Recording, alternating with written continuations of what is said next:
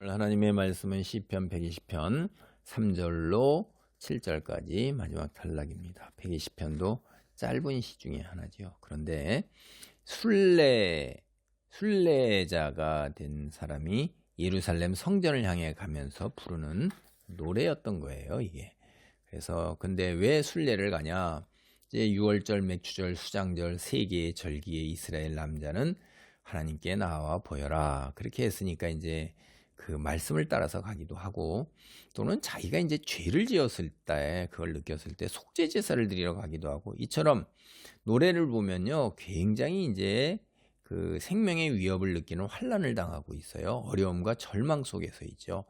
그래서 그 원수들의 그 사회적 지위와 권세를 가진 자들의 비방과 모함, 이런 거예요. 이스라엘이 종교적으로도 부패했을 뿐만 아니라 경제적 이런 사회적으로 많이 부패해서요. 이 지도자들이 갈취를 했어요. 그걸 예수님께서 오셨을 때도 굉장히 꾸짖고 계시죠. 근데 세상은 오늘날도 여전해요. 자기 정치든지 경제든지 사회적 지위가 있든지 무엇 있는 재능으로 거저 먹으려는 사람들이 있어요. 악한 사람들이 사기와 편취, 갈취, 그다음에 그런 걸 이용한 무리지어서 그렇게 해가지고서 이제 하는 거죠. 그럴 때 멀쩡한 사람들이 이제 이렇게 굉장히 힘든 경우를 당할 수가 있다 이 말이에요.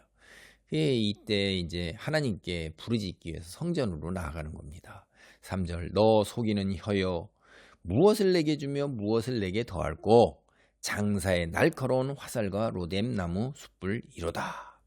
이 2절을 보면요 여호와여 거짓된 입술과 속이는 혀에서 내 생명을 건져 주소서. 그래서 여호와께 내가 환난 중에 부르짖었더니 내게 응답하셨도다. 과거에 그렇게 했는데 지금 이제 이런 거짓된 입술 속이는 혀, 이게 생명을 건져달라고 이게 이제 기도를 앞에 했어요. 그리고 이제 내가 그 거짓된 입술 속이는 혀, 거기에다 이제 무엇을 주고 무엇을 더할꼬 그랬더니 여기 장사의 날카로운 화살 로뎀나무 숯불이다. 이런 거예요. 이제 이게 비유와 은유죠.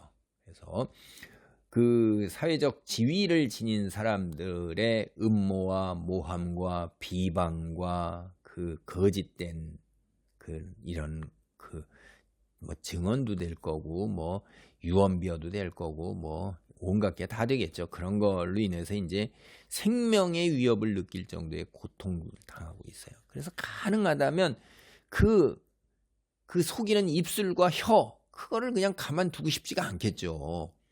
속된 말로 그 입술, 이걸 그냥 두고 싶겠어요? 혀를 뽑아버리고 입술을 비틀어버리고 싶겠죠. 하나님이요. 그래서 혀에 화살이 간통했으면 좋겠다는 거예요. 그놈의 혀에 화살이 탁 간통하면 혀가 더 이상 나불나불 되지 못할 거 아니에요. 여기에 장사는 무사 이런 거예요. 무사, 군인들, 장군들, 이런 사람들이 활 쏴서 그것이 탁 그냥 혀에 혀를 갖다 딱 찔러가지고 그렇게 하고, 그다음에 로뎀나무 숯불이 그 혀를 갖다가 지글지글 태워버렸으면 좋겠다 이런 거예요. 이제 로뎀나무라는 거는 지금 알려진 바로 우리가 이제 쌀이나무에 가장 가까워요. 우리한테는 쌀이나무.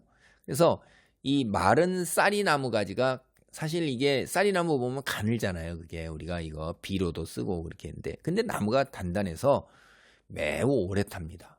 그리고 잎이 많아서 탁 할 때 순식간에 불이 붙어서 활활 타러오면서 그것이 지속적으로 오래 가요. 순식간에 태우기 시작해서 계속해서 불이 가는 거예요. 그러니까 이게 무슨 얘기냐면 하나님의 심판이 이 거짓된 혀와 입술에 속히 임해서 순식간에 상황이 바뀌어서 그들을 오래오래 고통 속에서 그 행한 그만큼 되갚아주기를 바라는 거예요. 이게 저주기도죠.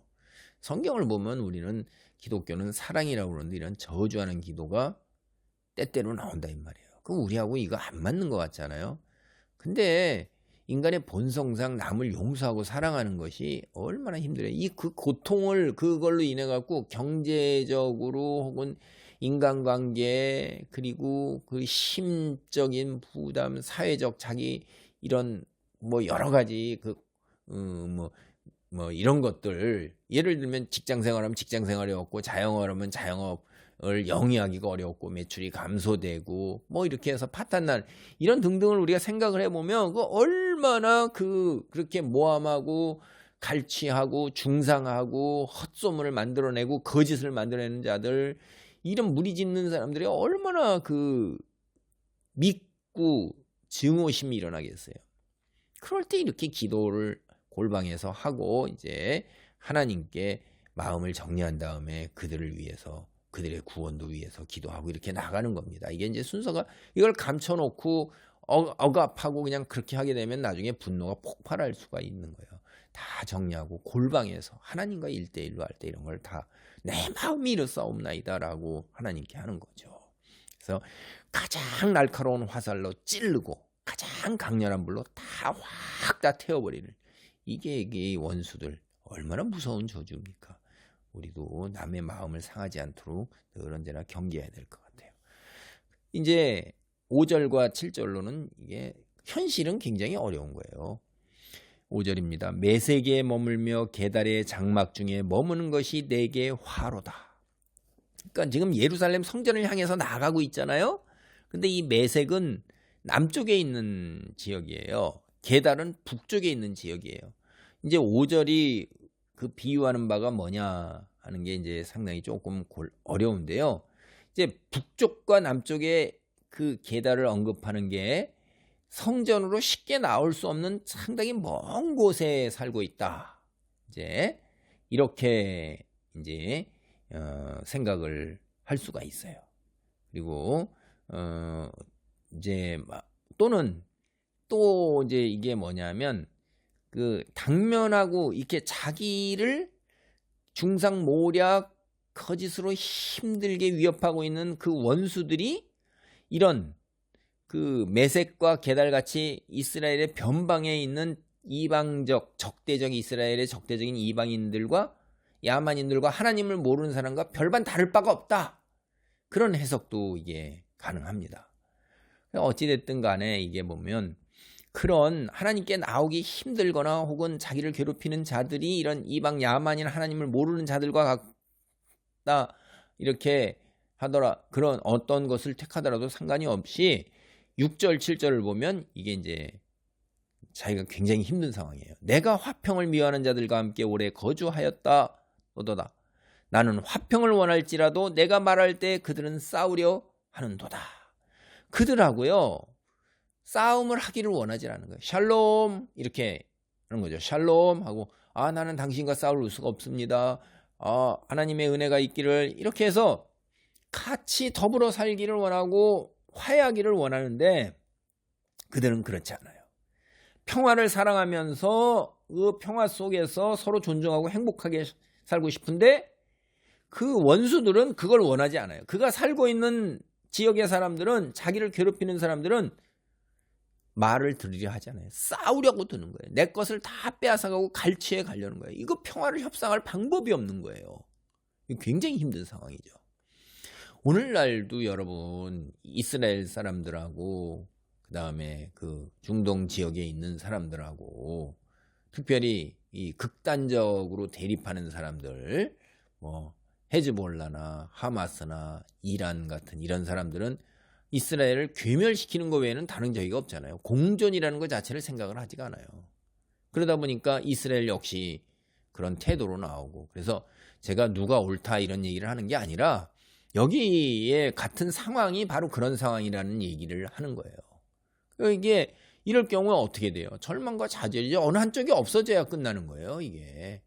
근데 이제 그러니까 이제 그런 비유를 제가 그렇게 그 말씀을 드리는 거고, 어느 한쪽이라도 서로가 양보해서 그걸 받아들여야 되는 거예요. 한쪽만이 원하는데 한쪽은 전혀 아니고 할 때 그게 이루어질 수가 없는 것이 여기에 있는 거죠. 그래서 절망하고 좌절하면서 하나님께서 내게 응답하셨는데 과거에 앞으로 나의 이 상황 응답하실 것을 믿으면서 나아가는 것입니다. 현실은 굉장히 어려운 거죠.